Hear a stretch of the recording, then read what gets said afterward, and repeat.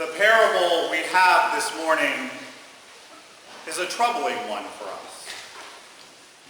Because there are two main characters in this story, and if we were going to identify with one of them, it would be the rich man who ends up being tormented and in agony. We're certainly not the person begging at the gate for scraps of food that have fallen from the table. But more often than not, you and I are the people who feast sumptuously. We like to put on nice clothes, have good food, have nice things. And in this parable, the rich man is in Hades and the poor man is with Lazarus in heaven. And Abraham says, "You've already received your good things. So they are no longer for you. They are for this one who received evil things in his life." It's troubling for us because if we are that rich man, does this mean that we are destined to spend eternity in agony?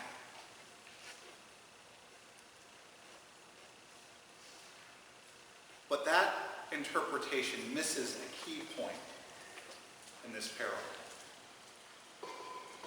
Because all the messages that Jesus talks about wealth, it's not the wealth itself that is the sin. It's the complacency that comes from wealth. It's that this rich man who had enough to feast sumptuously and wear fine clothes every day couldn't be bothered to give food to this poor man who was at his gate. They clearly interacted because when they're in the life to come, this rich man recognizes Lazarus and calls him by name. So it wasn't just a stranger. It wasn't that this man never left by that gate and never saw him. The rich man knew Lazarus, knew he was poor, knew he was hungry, and just wishing for food that had fallen from the table, yet the rich man did nothing.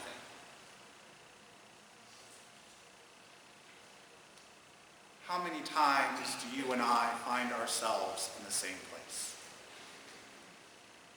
How many times do we decide, I deserve a nice night. I'm going to dress up. I'm going to go out. Maybe I'll meet up with friends. Maybe I'll go with my significant other. We'll have a nice dinner. And then some person who smells, is wearing unclean clothing, comes up and says, "Can I have $5? Can I just have $5? For most of us, our initial reaction is going to be, what's he going to use that $5 for? Is he going to spend it on drugs? Is he going to spend it on alcohol? Am I just going to be helping him worsen his life? I shouldn't give to this person. This person is now inconveniencing me on a night that was supposed to be fun and good and about all those good feelings." All too often we are that rich man.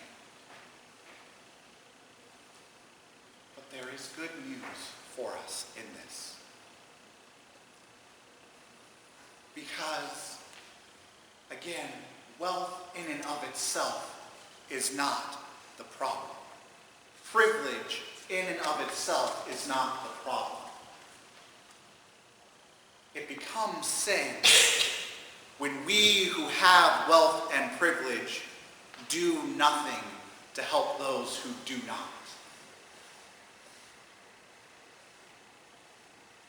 That's the message for us. This rich man was so accustomed to just being on top of the world That even in torment and agony, he still follows the hierarchy of the world as he saw it. Because there's Abraham, the father of nations, and he recognizes him and says, "Father Abraham, have mercy on me." Take that guy over there, that poor, worthless man, and make him comfort me.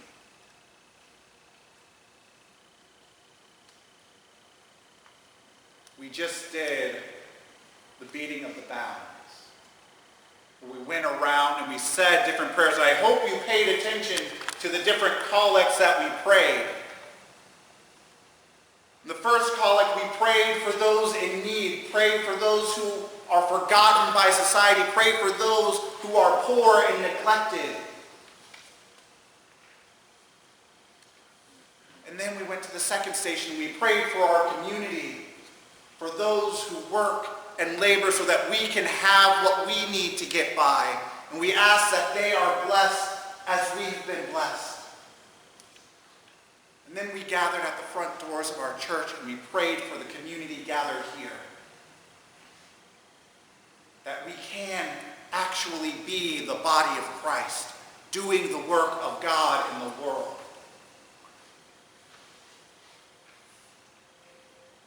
The gospel message for us today is to see the unseen, to take care of the neglected, to recognize there are people who work and toil for everything that we have. Our life would not be what it was if not for the work of others. And then to recognize that we are gathered as a community, as one people. And that God desires more than anything else for us to go out into the world and be one with them as well. Let's not allow ourselves to be complacent. Let's not allow ourselves to rest in our comfort.